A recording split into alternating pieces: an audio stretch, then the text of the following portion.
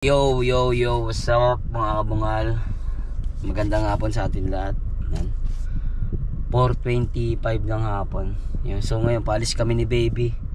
Papunta kami ng kabilang bahay sa Gentry. So, yun nga. Naisipan ko lang mag-vlog.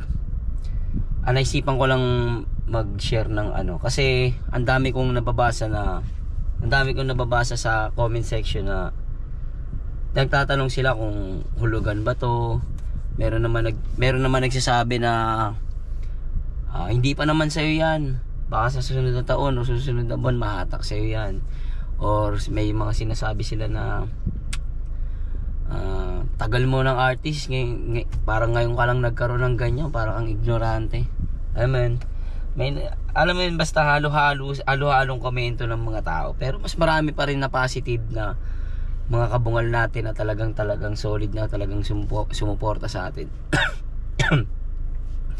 Alam niyo, sa akin naman wala akong pake kung tawag dito, kung hulugan o cash yung makukuha ko. Sa akin kasi basta pinaghirapan mo yung bagay, maliit man yan o malaki, ma-appreciate mo siya. Syempre bigay ni Lord yan sa'yo eh. Kung ano man yung blessing na meron ka ngayon, maliit man o malaki, lagi kang magpasalamat kay Lord, syempre, 'di ba? At lagi kang maging proud sa sarili mo dahil nagawa mo yung bagay na yon. Kung alam mo sa paningin nila maliit na bagay yon, lagi mong tandaan na maging proud ka sa sarili mo. Huwag mong isipin yung mga sinasabi sa ng ibang tao, dahil hindi mo magagawa yung bagay na gusto mo kapag nagpa-apekto ka sa kanila. So sa akin, wala naman akong pake kung hulugan tong sasakyan ko. Guys, hulugan pa tong sasakyan na to. Pero syempre sa pagpipray natin, God's will provide. Pag lagi kang nagtitiwala sa kapangyarihan niya, sa kakayahan niya, sa pagmamahal niya sa'yo. God's will provide your needs, 'di ba? Sabi nga nila, sa akin wala tipong malaki pa yung kulang, pero sa akin sisipagan ko, tatyagaan ko, sisikapin kong matapos to. Syempre kasi inspirasyon ko rito pamilya ko eh. Then syempre may sariling pamilya na rin ako. Talagang tsatsagain ko siya. Syempre hindi naman lahat ng bagay madalian, 'di ba? Hindi naman lahat ng bagay mabilisan, kaya kailangan mo rin talaga siyang paghirapan. Kaya kung ano man yung sinasabi niyo sa akin, hulugan man tong sasakyan ko, okay lang. Safe lang yun, guys. Wala akong dun. Safe lang yun. Hulugan naman talaga, 'di ba? Hulugan naman talaga siya. So anong itatago natin doon?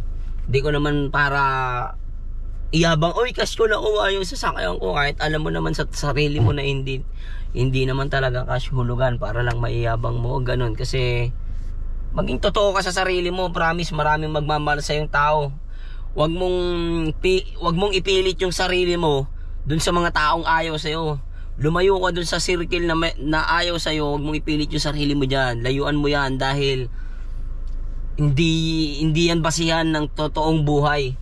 Ang totoong buhay, maging kontento ka sa sirkulo mo, kung sino lang yung may gusto sa'yo, kung sino lang yung nandiyan para sa'yo, kung sino lang yung nandiyan para sa oras ng pangangailangan mo. Yun yung totoong kaibigan na para sa'yo, 'di ba? Hindi na kailangan pang hindi mo na kailangan pang ipilit yung sarili mo, dahil mahirap ipagsiksikan, lalo kang masasaktan, 'di ba? Ayun nga, sa akin naman, tiyaga lang. Sisikapin ko na matapos to, 'di ba? At syempre, pray tayo always kay God. Pray tayo sa kanya. 'Yun, sa mga nagpapa-shoutout diyan, shoutout sa inyong lahat, sa mga taga-kababayan ko diyan, sa mga taga-Samar. Shoutout po sa inyong lahat diyan. Syempre sa lahat ng mga manonood ko at nanonood sa akin at nakasuporta. Palaging salamat sa inyo, mga kabungal. Ayun. So, ngayon syempre iniisip ko pa kung alam ko ang hulugan nito, mga aabot pa ata ako dito ng tingin ko mga 4 years pa yata, mahigit, mga ganun, 4 years mahigit. Sobrang tagal pa. malayo-layo pa yung tawag dito, yung tatahakin, di ba? Pero positive lang, 'di ba? Positive lang tayo palagi. Kung may bagay kang gusto, gawin mo, magsikap ka, magtiyaga ka. Excuse me. Gawin mong inspirasyon yung mga nagmamahal sa'yo, lalo yung pamilya mo, yung kunyari kung may girlfriend ka, gawin mo rin siyang inspirasyon. Pero minsan kasi yung mga partner natin, minsan ano, diba, minsan di kayo nagkakaunawaan, pero dulot sa dulo, kayo pa rin yung magkakampi niya, ang pamilya mo, partner mo, anak mo, batid mo, lahat yan. Kaya lagi mo lang tibayan, abutin mo lang ng abutin. Wala silang pakialam kung hulugan man yan o ano man yung pinagdadaanan mo. Gawin mo lang ng gawin yung alam mo na tawag dito na makakapagpasaya sa'yo. At syempre magiging masaya yung mga nasa paligid mo, pamilya mo, di ba? So yun nga, di naman tayo mayabang para sabihin natin cash natin nabili kahit hulugan. So, hulugan tong sasakyan ko, pero at least proud ako dahil nagawa ko yung bagay na yun na imposible. Kasi syempre alam niyo naman kung ano yung mga ganap na nangyari sa buhay natin, sa mga pinagdaanan ko, pero tuloy-tuloy pa rin tayong nagdasal, nagpray, umasa sa kakayahan ni Lord. At ayun, pinagbigyan niya tayo. Eto na, meron na tayong ganito. So mas lalo lang tumitibay, mas lalo lang tayong gumawa ng mga bagay na naayon sa gusto ni Lord sa buhay natin. So sobrang salamat sa inyo guys, dahil kung hindi dahil sa inyo wala akong ganito guys. Maraming salamat mga abongal, taos puso kong nagpapasalamat galing dito sa aking puso, isip, bago puso ko, bago isip ko, galing dito sa puso ko, galing dito sa isip ko. Maraming salamat sa inyo. Syempre sa aking girlfriend na lagi nandiyan para sa akin, sa aking pamilya, at syempre sa aking anak, alam nyo na yun, at aking mga kapatid yan, shoutout sa aking ate yan, Sunshine Butas, Priscilla Butas, Redentor Butas, Ezekiel Butas, Daniel Butas. Yun, 5 kami magkakapatid, wala may itsura. Paano pa kaya yung iba, no? Ano kaya yung mga itsura nila, no? Isipin mo, 5 kami magkakapatid, ako lang yung may itsura. Isipin mo yung iba, diba? Wala ganun talaga Ako yung pinagpala sa amin. Magko-comment niyan pag napanood nila to. Wala ako yung tingnan mo, side view pa lang. Side view, Jeric Rabal, diba? Hindi, si Jeric Tagal. Jeric Tagal. Pagka side view ulit, Daniel, Daniel Butas.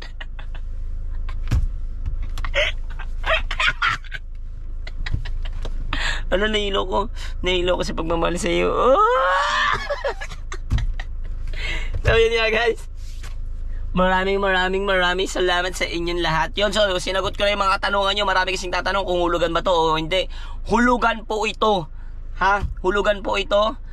At patuloy kong gagawin yung mga bagay na hulugan. Kunyari gagawin kong spoken poetry, yung hulugan. Hulugan na kailangan nating hulugan sa ating mga pangangailangan at para matapos ang ating hulugan. Hulugan na kapag tipon ng parang nagsasawa ka na, parang ayaw mo ng hulugan, wag naman, gawin mo lang yung mga bagay na alam mo makaya mong hulugan yung huhulugan mo. Hulugan,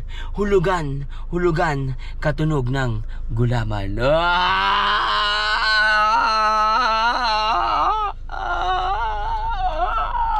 So yun nga guys, pera biro, kidding aside. Ba't na matawa dito? So yun nga guys, kidding aside, maraming salamat sa inyo. I love you so much, and salamat palagi sa suporta ninyo. Good vibes na lang tayo palagi. Gawin ang mangyayari ngayong kasalukuyan, diba? More good vibes to come. Maraming salamat guys. Kanina pa ako nagpapaalam. Yo, thank you guys. Hey, good vibes.